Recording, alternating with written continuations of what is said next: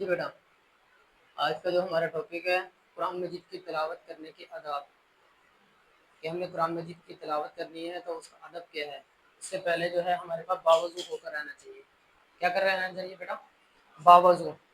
کہ قرآن مجید کو اس سے پہلے چھونے سے پہلے کیا کریں؟ ہم باوضو ہو کر بیٹھیں۔ دوسرا پوائنٹ کیا ہے؟ جب ہم نے قرآن مجید کی آیات پڑھنی ہے تو آیات پڑھنے سے پہلے ہم نے کیا پڑھنا ہے؟ اعوذ باللہ من الشیطان الرجیم۔ پھر کیا پڑھنا ہے؟ ہم نے تسمیہ پڑھنی ہے، بسم اللہ الرحمن الرحیم۔ اس کے بعد آگے نیکسٹ کیا ہے پوائنٹ؟ تجوید۔ تجوید کے ساتھ کیا ہے کہ ہمارے مخارج وغیرہ جو ہیں، مخارج اس میں کیا ہے؟ جہاں پہ ہا ادا کرنا ہے حلق سے، وہ حلق سے ادا کیا جائے۔ جہاں پہ دوسرا ہا ادا کرنا ہے وہاں پہ دوسرا ہے، جیسے الحمدللہ رب العالمین۔ اب عین کی آواز آ رہی ہے، اگر عین کی جگہ ہا پڑھیں گے اور ہا کی جگہ عین پڑھیں گے، مخارج چینج ہو جائے گا۔ ٹھیک ہے، تجوید کے ساتھ پڑھنا ہے اس کو۔ تجوید کی سمجھ آئیے؟ تجوید کے ساتھ کیسے پڑھنا ہے؟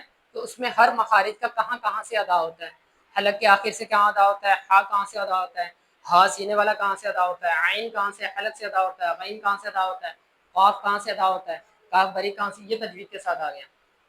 سجدہ تلاوت میں کیا کہا گیا ہے؟ سجدہ تلاوت میں جب بھی ہمارے پاس آیت پڑھ رہے ہیں، جیسے ہم نے سورۃ الحلق کی، سورۃ الحلق شروع کی، اس میں ہم آیت سجدہ کی تلاوت آ گئی، تو ہم کیا کریں گے؟ وہ آیت مکمل کرنے کے بعد پھر ہم کیا کریں گے؟ اس آیت کے بعد ہم سجدہ کریں گے، وہ سجدے والی جو آیت ہوگی اس کو کیا کریں گے؟ ہم سجدہ کر دیں گے۔ اس کے بعد کیا ہے؟ غرف سجدے کا طریقہ، جیسے ہم قرآن پاک پڑھ رہے ہیں، پڑھنے کے بعد ہم نے قرآن پاک کو رکھ دینا ہے، رکھنے کے بعد بند کرنے کے بعد ویسے احتیاط کی شکل میں بیٹھ جانا ہے، احتیاط کی شکل میں بیٹھ کے پھر ایک سجدہ کر دینا۔ اگر دوسری آیت پڑھی ہے، دو آیتیں پڑھ لی ہیں، تو پھر دو سجدے کر دینے، یہ فوراً کرنے ہیں۔ یعنی کہ یہ نہیں کہ پورا قرآن پڑھ لیا اور بعد میں سجدہ کروں گا، نہیں، پورے قرآن سے جیسے جو آیت آ رہی ہے ویسے ہی آپ نے فوراً اس کے سجدہ شروع کر دینا ہے۔ آگے نیکسٹ کیا ہے؟ غور و فکر کے بارے میں بتایا جا رہا ہے۔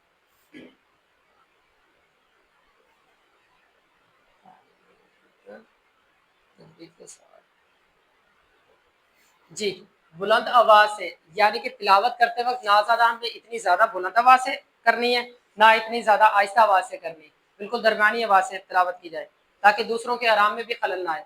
اس کے بعد آگے نیکسٹ پوائنٹ بتا رہا ہے جنت اور جہنم کے بارے میں، یعنی کہ جب آیت پڑھی جائے تو اس میں جب جہنم کا آئے تو ہمارا دل خوف سے ڈر جائے کہ واقعی جہنم حق ہے۔